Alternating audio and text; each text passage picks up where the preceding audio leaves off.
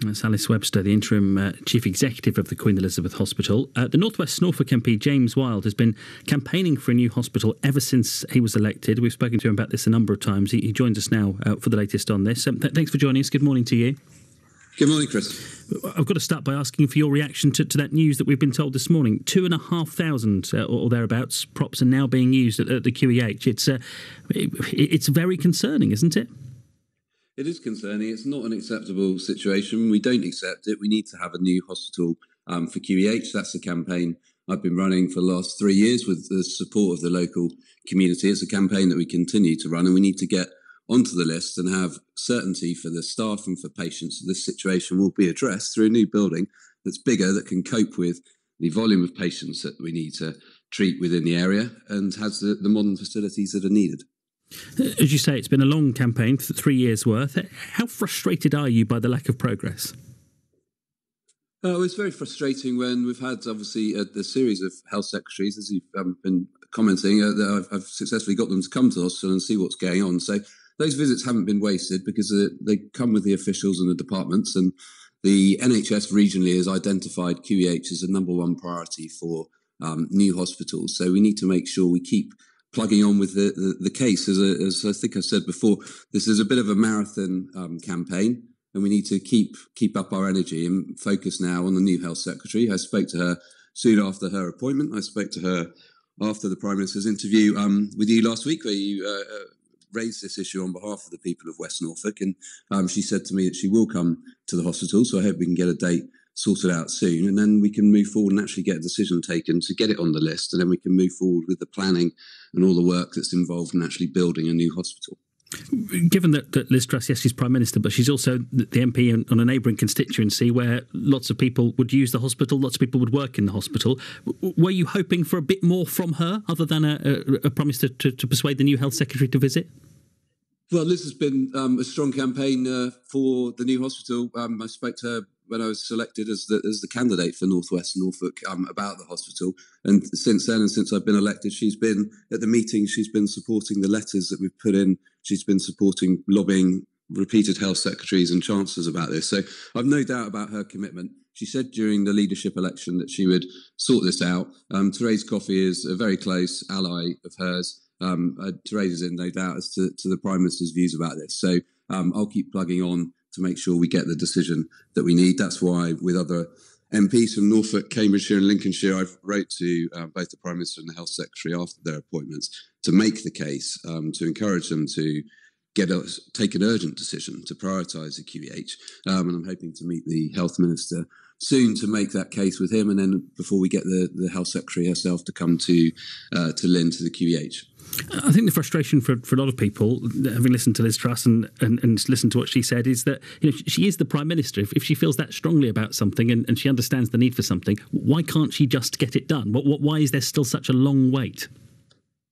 Well, there's obviously the process that's been running, and other hospitals have put in their bids. So it's understandable. You've got a new health secretary. She's going to look at the bids and go through it. But I know from when Steve Barclay came to the hospital and talking to him after that, he did a lot of work as health secretary to try and get these decisions closer to being actually taken. He was in no doubt about the need for QEH to be on the list. I'm incredibly frustrated that we haven't had a decision. I was looking back, it was a year ago that I was saying in Parliament that we were the most propped hospital in the country. It's one of the strongest points we've got, and it's one that's why I keep making it, both in Parliament, in ministerial meetings. We've discussed it many times on your show. So our need is clear. We've just got to keep plugging on and keep making the argument and making the case so that decisions come, hopefully shortly, so that we can move forward with the works that need to happen.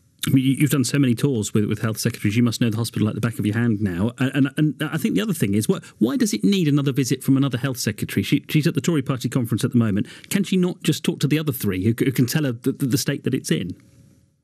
Well, they can, and I've done that with her, and I've got photos from previous visits, which I showed to previous prime ministers and other ministers when I meet with them. But actually coming and seeing it, I think all of those visits have been valuable. I worked hard to get the ministers to come, which, given their diaries, isn't always most straightforward. But there isn't a substitute for seeing it and talking, importantly, as all the health secretaries have when they've come, talking to patients in the wards, in Necton ward and other wards where the props are. and the timber supports, talking to patients about the impact, and also sitting down and talking to the staff about the difficulties it poses. Because let's not forget, QEH has come out of special measures earlier this year. That's a tremendous recognition of the hard work of the staff. And now we need to ensure that they've got the confidence that the buildings are going to be there in the future, the improvements that they need to continue to deliver to be the best rural district general hospital, which is their ambition. Obviously, there's new investment going in already with the endoscopy unit that opened recently and the West Norfolk Eye Centre. So there are enhancements and the staff can see the difference that those new facilities make. And so we need to get that hospital for them so that they can deliver the care that patients and patients' families deserve. During the Conservative Party conference, that there's been lots of talk about potential reduction in public spending in years to come. Is that not a potential problem for any new hospital for Kings Lynn?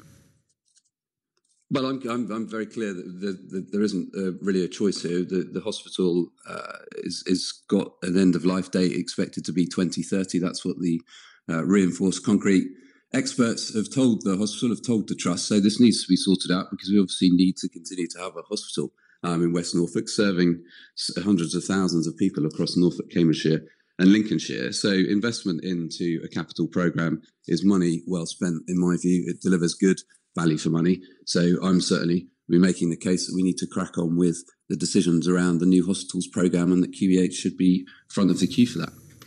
We've had a message in this morning, actually. Someone's given us a call while you've been talking, Valerie, who says, I was there on Monday at the hospital. I couldn't believe when I arrived the number of people and ambulances that are parked up with all the back doors open. It looked horrendous. I went through into the hospital and whilst I was waiting, I saw several workmen walking through with trolleys and lengths of wood, that the panels they put inside the false ceilings. They had trolley loads of them.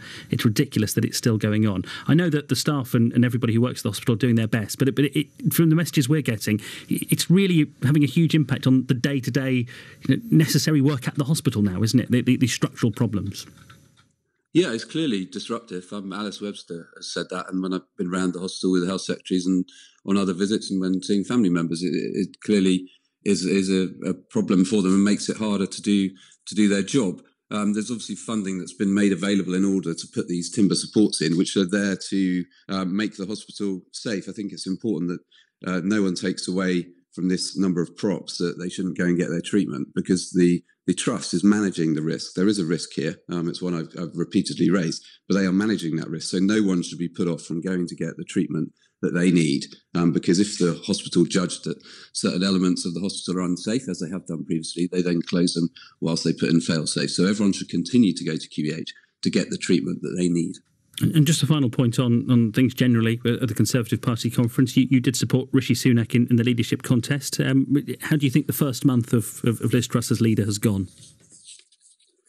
Well, clearly it's been a little bit bumpy in the last week or so, and I think there's an opportunity for the Prime Minister today to reset a little bit and speak to the country about the real challenges that we face economically and to talk about her approach and the focus on growth, because ultimately that is the only way that we can improve the living standards for my constituents and for people across the country. So I think she's right to focus on growth, and I look forward to hearing what she has to say later on this morning. James Weil, thank you for joining us. I know we'll speak about this again because it's such a big issue that lots of people are getting in touch with us about, and it's having a huge impact on that part of Norfolk.